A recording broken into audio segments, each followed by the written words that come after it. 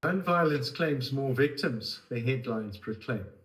What is a person to do? Well, blame guns, of course, and the next logical step is to blame all those private citizens who lawfully own guns. It's their fault, claims Gun Free South Africa. Actually, no. Let's have a rational look at South Africa's violent crime problem, with emphasis on mainstream media's fixation on gun violence.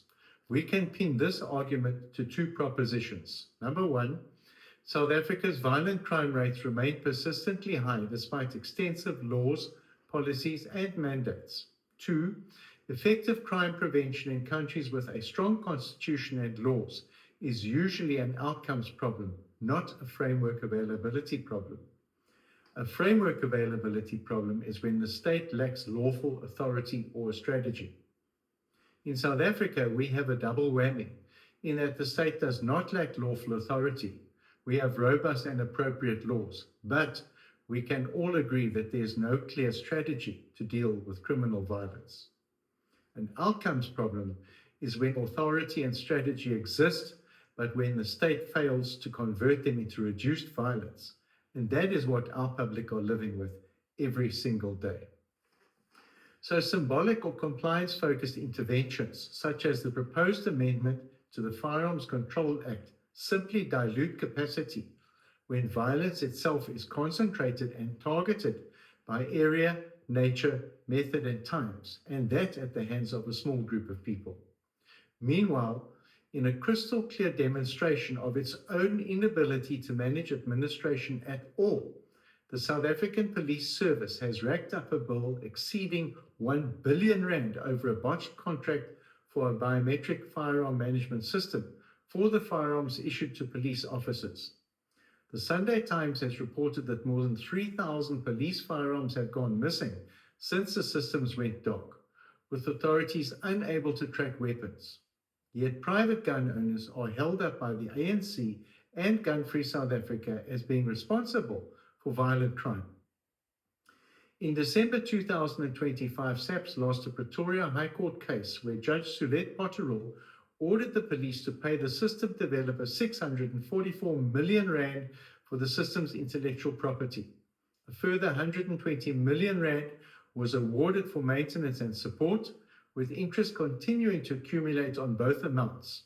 According to the Sunday Times, that interest alone is costing taxpayers approximately 1 million rand per week as SAPS appeals the ruling.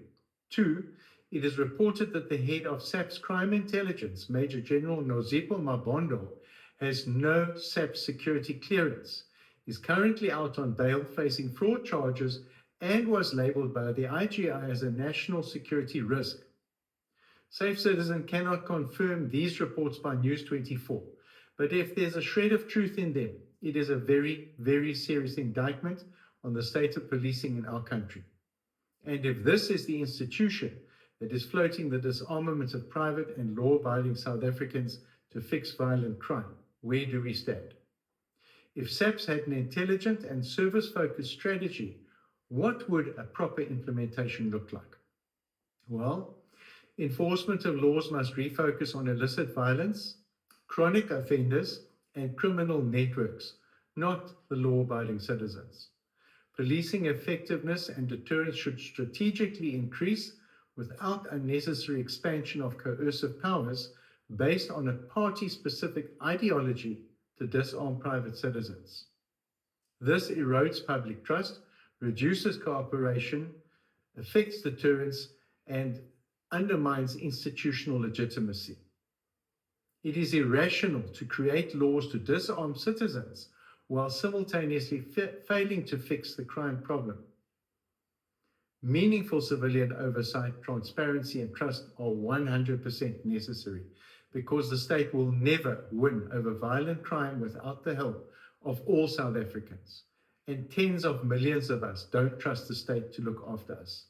The recent Action SA survey showing 4 people out of 100 trust the state to look after them in terms of the results of police work show that. The operational practice and results of SAPS should dovetail with the long-standing National Crime Prevention Strategy, the White Paper on Policing, and national priorities designed to serve the law-abiding public and punish criminals. The government needs to get its house in order, address crime at the intent level, and stop blaming a minute group of citizens for so-called gun violence. And the mainstream media ought to abandon its fixation with guns and report on the systemic violence issues in South African society. Or adjust their narrative to include car violence, knife violence, and blunt weapon violence. As much as the government would like to hold the public responsible for their own failures, that kite will not fly in this situation. We need to demand that the government, whoever they are, this year, next year, or the year after that, must do their work properly and serve and protect the public.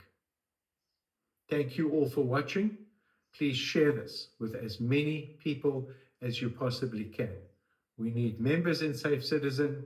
We need to expand the voice of the public in this very important area for all South Africans.